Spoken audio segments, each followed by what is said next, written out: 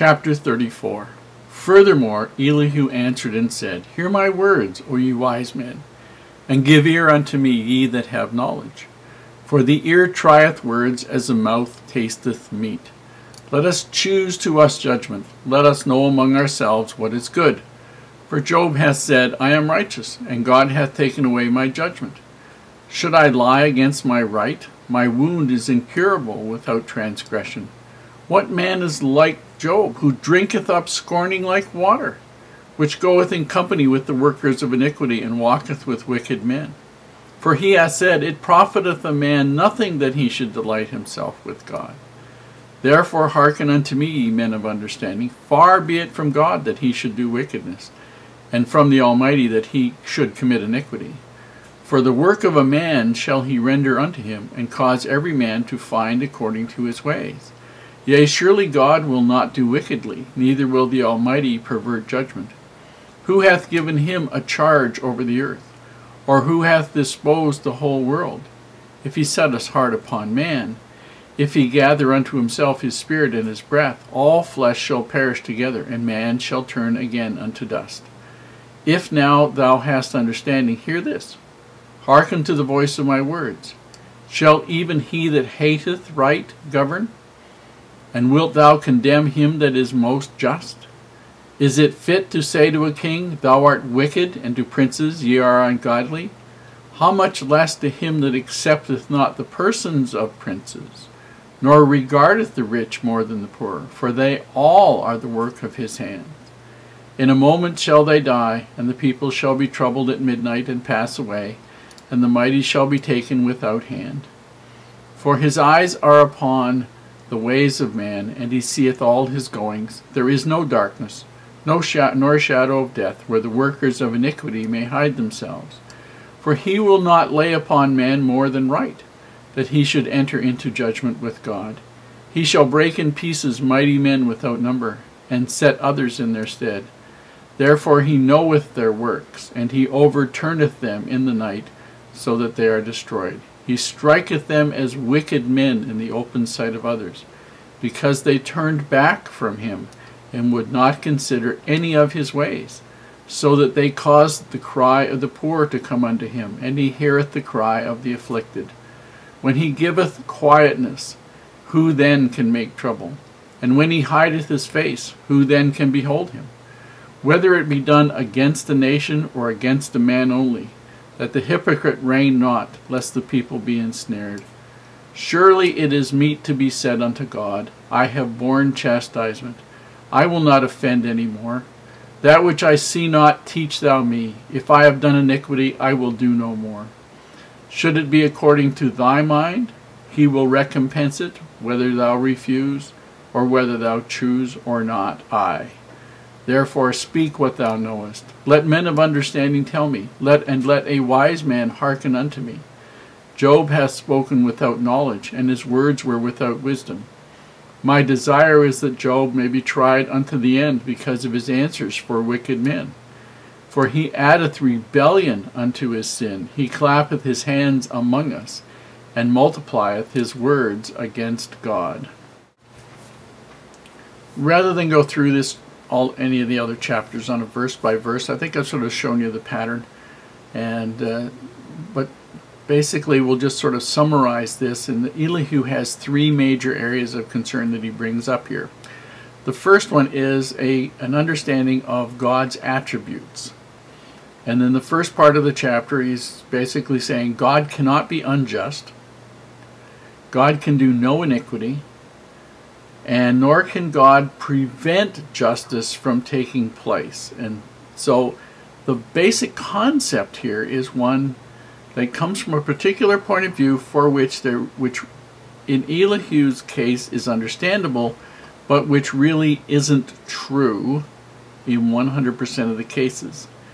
And basically what Elihu is saying to Job is that because you are suffering, you must have done something to bring this upon yourself.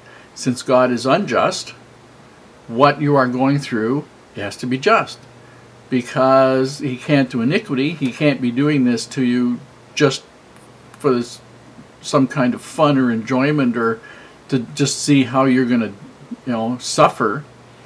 And nor can he prevent you from suffering for the things that you've done. Now here's the basic problem.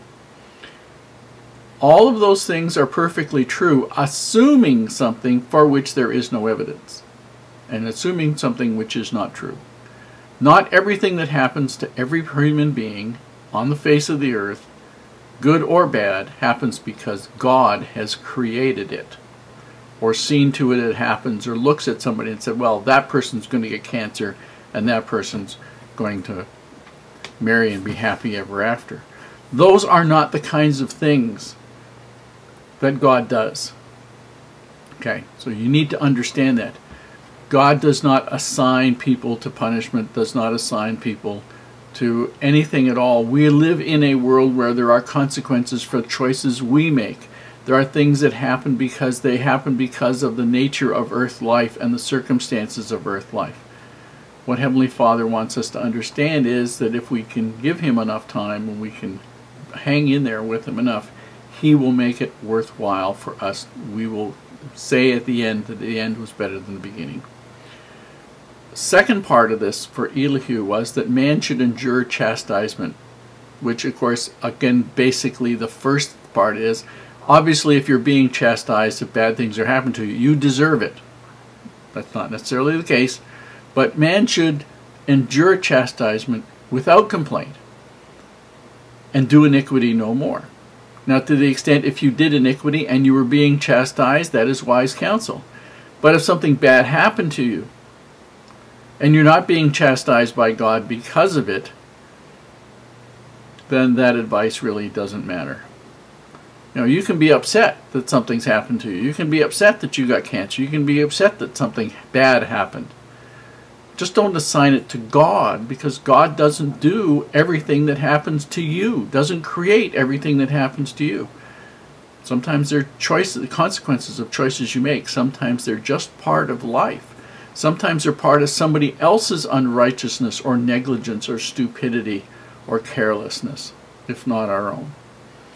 Last but not least, Job, according to Elihu, has protested that he was righteous to the point where his protestations prove he is unrighteous. And that severity, that extent of his protests has shown that he is rebelling against God.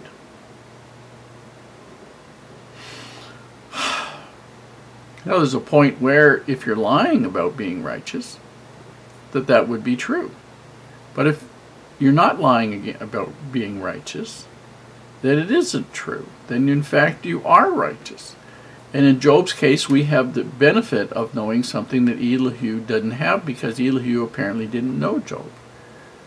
Job was righteous. There's a Chinese story that illustrates whether something's good or bad, and basically it's this. There's a farmer and his son, and they have one horse, plow horse, that they work with. And the son puts the horse away at the end of work one day and doesn't lock the gate very well. The horse runs away. The next door neighbor comes over and commiserates with the father and said, oh, how bad luck it was. And the father said, well, we don't know if it's bad luck. The neighbor goes home, thinks this guy is dumb. And a couple of days later, the horse shows up with 3 other horses accompanying it. They go right into the corral to get the hay, and they're able to capture all 4 horses. The son decides after work the next day he's going to break one of the horses to ride, and then they're going to sell him for money. He gets on the horse, gets bucked right off, and winds up breaking both legs.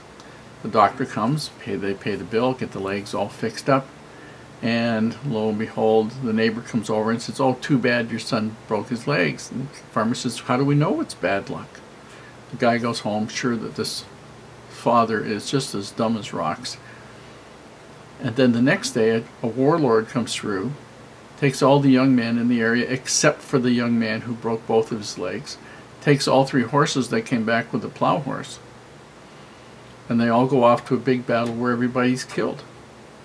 Now, what was good luck and what wasn't good luck? Sometimes you need the experience of seeing how it turned out before you know for sure.